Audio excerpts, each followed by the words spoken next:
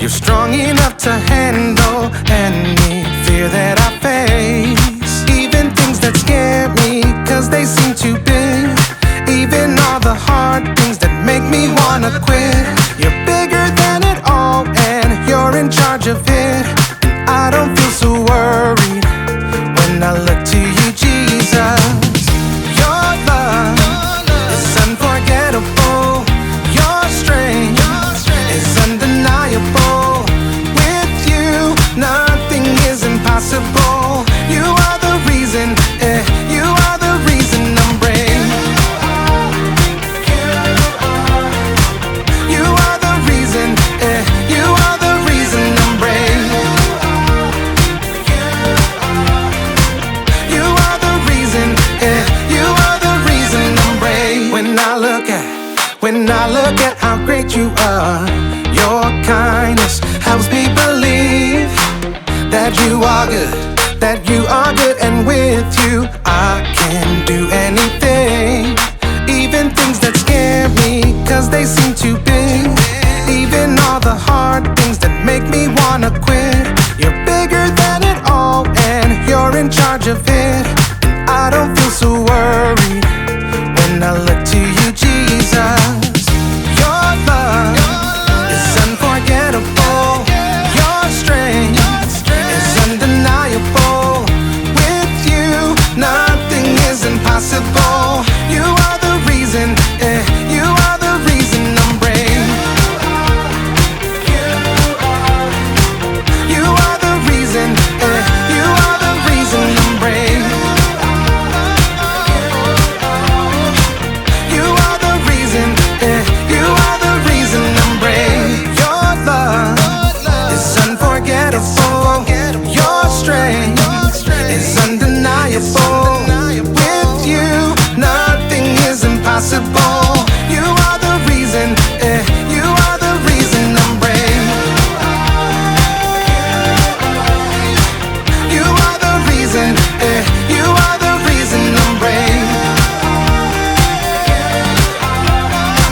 You are the reason, you are the reason I'm brave.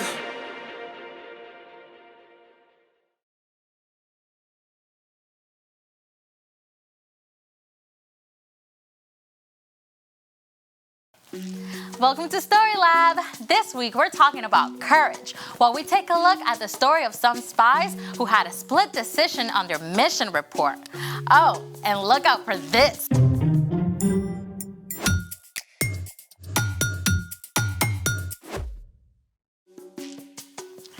Hey, I'm Amaya. And I'm Zeke. And we're talking about courage, which is being brave enough to do what you should, even when you're afraid. So, let me get this straight. Fear is where courage starts? Yep. I could be a courage champion. What are you afraid of? Okay, super weird, but there's this bedpost in my aunt's guest room I'm kind of scared of walking past. Okay,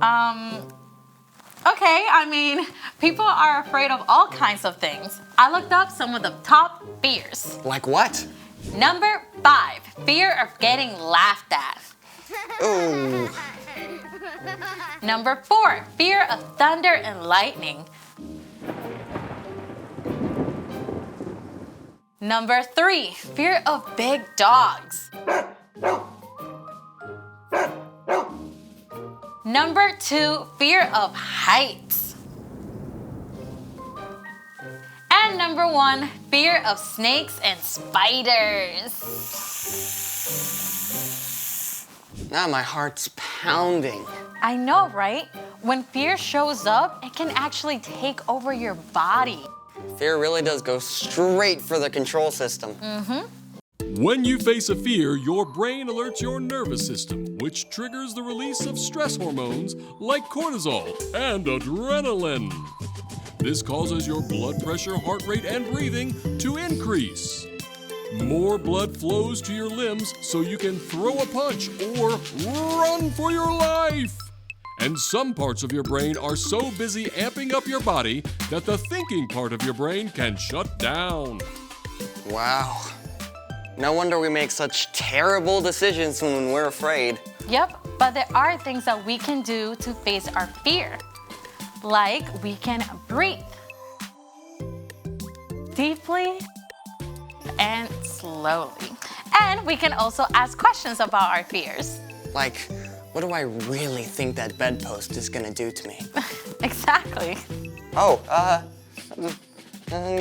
great job holding up the bed. You can even plan baby steps to face your fear, a little bit at a time. Hey, what are you afraid of? Crickets. What? Yeah. What's in the box? A cricket? Oh, this is great. You can face your fear right here. Yeah.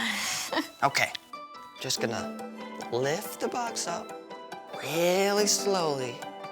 And then I'm just gonna open it really slowly. Maybe after the story. Well, okay, it's time for... The story before the story. Today, we're in the 4th book of the Old Testament, Numbers. God promised to bless the whole world through Abraham's family, the Israelites, and give them a home in the land of Canaan. God delivered them from slavery in Egypt, leading them through the Red Sea.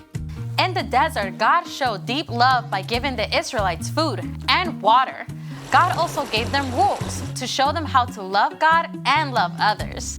At last, God led the people to the very edge of Canaan, the Promised Land. And that's where our story starts. Let's go! Hey everyone! Hi, Brian. Okay, so about 2 years after crossing the Red Sea, the Israelites had finally made it to the very edge of Canaan, the land that God promised to Abraham, Isaac, and Jacob. God told their leader Moses, "Send some men to check out the land of Canaan. I am giving it to the Israelites.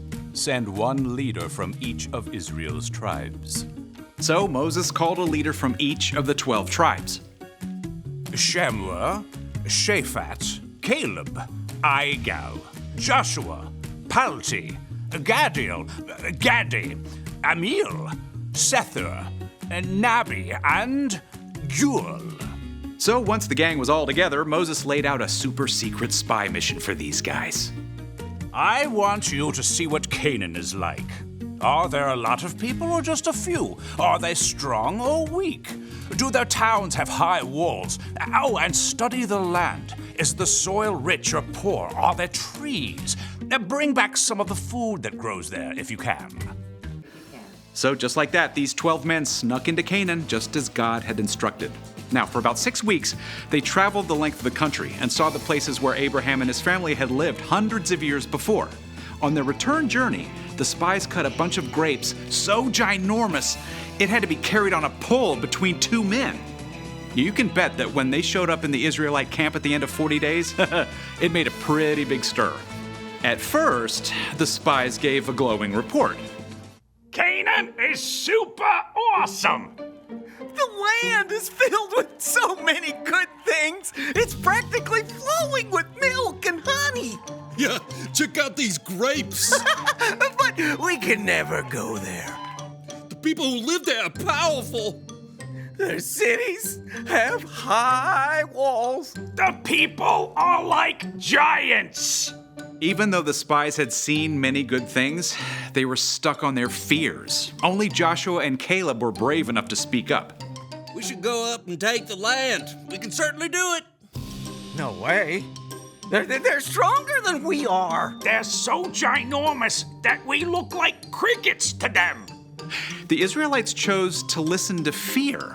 They went into complete panic mode, convinced they would be destroyed. They even begged to go back to Egypt. Joshua and Caleb tried to speak to them. The land is very good.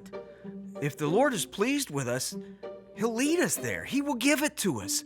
But we've got to obey Him. Yeah, don't be afraid of the people in the land. The Lord is with us. Instead of listening to Joshua and Caleb, the Israelites talked about killing them. But in the midst of all this chaos, the glory of God appeared at the tent of meeting. God spoke to Moses. How long will they refuse to believe in me? Moses begged God to have mercy on the Israelites. Lord, your love is great. Forgive the sin of these people, just as you've done so many times already. I have forgiven them, just as you asked. But not one of these people will see the land I promised to give them. But my servant Caleb has a different spirit. He follows me with his whole heart, so I will bring him into the land. Joshua was also allowed to enter the land. God did forgive the Israelites for turning away again, but there were big consequences. Instead of forging ahead into Canaan, the Israelites ended up wandering and stuck in the wilderness for almost 40 years. Now, by that time, only Joshua and Caleb were still living to lead the new generation, their children, into Canaan. And fast forward, they did. At the end of 40 years, Joshua led the Israelites into the promised land. And right away, they came up to the walled city of Jericho. But with God's help, they faced their fears, and those impossibly strong walls came tumbling down. But that's another story for another day. Wow. I mean, so the spies' fears were real.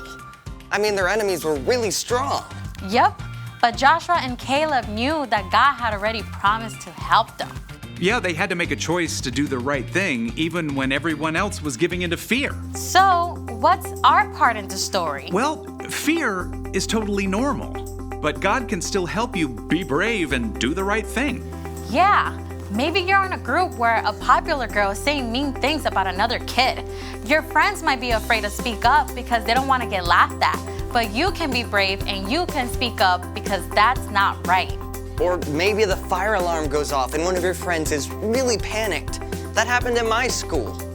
Yeah, you can be the one to stop and help them calm down. Right. You never have to face fear alone. When you believe in Jesus and follow Him, God's Spirit lives in you and can give you the courage to do the right thing. Even if you are afraid. And that's something awesome to hold on to. Oh, for sure. See you next time. So here's the thing. You can do what you should even when others are afraid. Want to face that fear right now? Sure. I mean, what's one giant evil cricket gonna do to me? Baby steps.